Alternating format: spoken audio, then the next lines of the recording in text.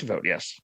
Well, everybody is back right now. Lawmakers, they're back at the Capitol. Reconciliation talks are back. Our Rebecca Zelko, though, she sat down with a couple of representatives. And actually, we had this conversation on the show not too long ago. We were talking about all of the misconceptions around Medicaid and all the spending cuts. So, Chris, what did we learn?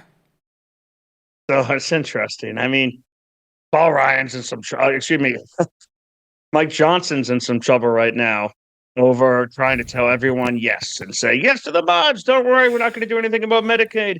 And telling the conservatives, don't worry, we're going to do a lot of things about Medicaid. Meanwhile, the White House is actually trying to negotiate this whole thing and try to figure it out with the House and the Senate.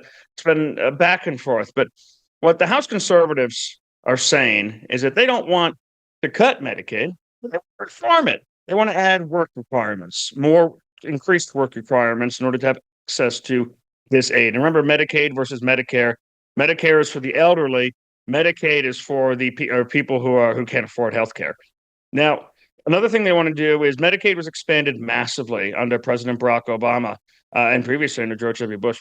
These things, the states had to agree in order to sign this on. They would get an expansion of Medicaid. Conservatives warned at the time, listen, this is going to make your healthcare system significantly more subservient to the federal government. And look what happened. The House conservatives want to say, listen, we're going to cap. We're going to put, it's not limitless, the amount of money you Medicaid expansion states are going to get as reimbursements from the federal government and from the federal taxpayer. We need limits on this and we need caps. And then finally, they're going to say, listen, no Medicaid for illegal immigrants. We're not paying. This is a program for U.S. citizens paid for by U.S. taxpayers. It's not something that we hand out to illegal immigrants. Now, of course, there's going to be different issues with that.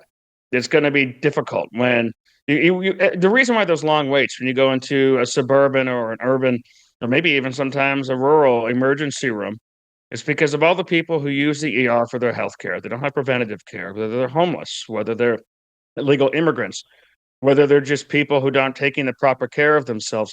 It backs the whole thing up. And you look around next time you're at GW Hospital, or God forbid, or somewhere else, and wonder how many of those people are actually going to be able to afford whatever health care they're about to get. It's not a lot. So the hospital is going to end up having to pay for that. And then you're going to wonder, well, who's going to reimburse them? Is it going to be the federal government? So that's going to run into, of course, its own host of issues. And then with the state caps, they're saying it's not a cut, but it is a cap.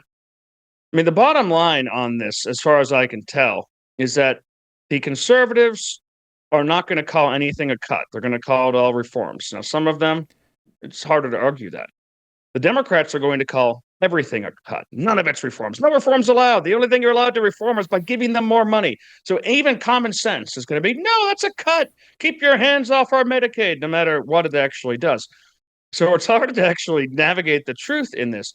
What's going to end up mattering the most, and I look forward to getting a question into the administration soon on this, is what does the administration consider a Medicaid cut? I mean, the president's been clear, no cuts. And all these liberal reporters, when they get a moment with the president, will say, well, you said no cuts. And he says, no cuts. I think the real question would be, well, would you consider any of these things a cut? Are these reforms in your mind? Are they passable? Are they something you could work, something that you're willing to pick up the phone for? One thing that separates Donald Trump from like George W. Bush or someone else like that is his complete and total willingness to do the work. He picks up the phone. He calls congressmen. He calls senators. He has them to his office. He goes golfing with them. That goes a long way when you're trying to get legislation passed, that attention, that access to power. He seems willing to do that, but is going to end up at the end of the day, the House of Representatives and the Senate can kick it back and forth. What's going to matter a great deal is what the White House thinks is a cut versus a reform. Well, that's good. I mean, it's good that that battle is important. The rhetoric is important, and it always has been with this sort of thing. So, there's all kinds of things that are reforms and not cuts, and it fit in that bucket. But I've been having a hard time listening to you this entire time because I'm just thinking about your opening, a Freudian slip or not, when you said Paul Ryan, speaker. And thinking about the sameness and differences, right, between Ryan and Johnson and where we are now, it's unbelievable. But we're gonna find out. We're gonna find out what happens throughout this process, I guess. The one difference is that Well, at least Paul Ryan knew how to negotiate. Hmm. I mean, it's kind of wild what Speaker Johnson's up to. Of course, he doesn't seem to have much to do with negotiations except for sinking them. But you can tell that once this whole thing finally gets across the finish line, he's going to post something on Twitter, like a picture of him cooking an omelet that says Mike Johnson cooks, and it's so stupid. It is what it is out there in DC. You know what? You can't reform common sense, though, Bedford. It's common sense for a reason.